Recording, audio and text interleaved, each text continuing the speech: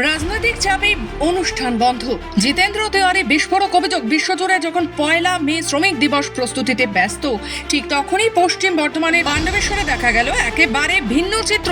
প্রথমবারের মতো খনি অধ্যুষিত অঞ্চলে শ্রমিক দিবসের কোনো জনসমাবেশ বা অনুষ্ঠান হয়নি, যা ঘিরে শ্রমিক মহলে চরম ক্ষোভ ও রাজনৈতিক বিতর্কের আবহ তৈরি হয়েছে।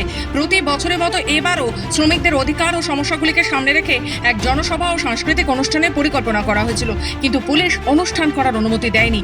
অভিযোগ, রাজনৈতিক চাপে এই সিদ্ধান্ত। জিতেন্দ্র তেওয়ারির বিস্ফোরক অভিযোগ, যেখানে গোটা বিশ্বে শ্রমিক দিবসকে সম্মানের সঙ্গে পালন করা হচ্ছে, সেখানে পাণ্ডবেশ্বরে ওই দিনটিকে পালন করতে দেওয়া হচ্ছে না।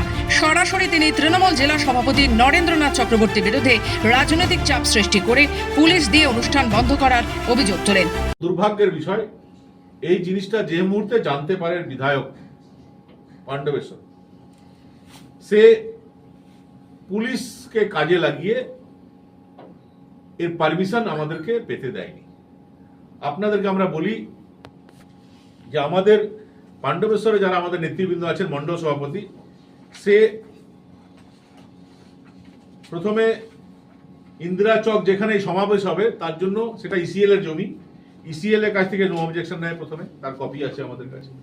তারপর 20টা ভলেন্টিয়ারের নাম দেয়, সমস্ত কাগজপত্র নিয়ে পারমিশনের জন্য ফরম্যাট আছে, সে ফরম্যাট ফিল আপ করে 19/4/2025 আমরা অ্যাপ্লাই করি যে 1 মে আমরা প্রোগ্রাম করতে চাইছি, মানে প্রায় 16-17 দিন আগে। আসানসোল থেকে রাহুল পাসওয়ানের রিপোর্ট, খবর বাংলা।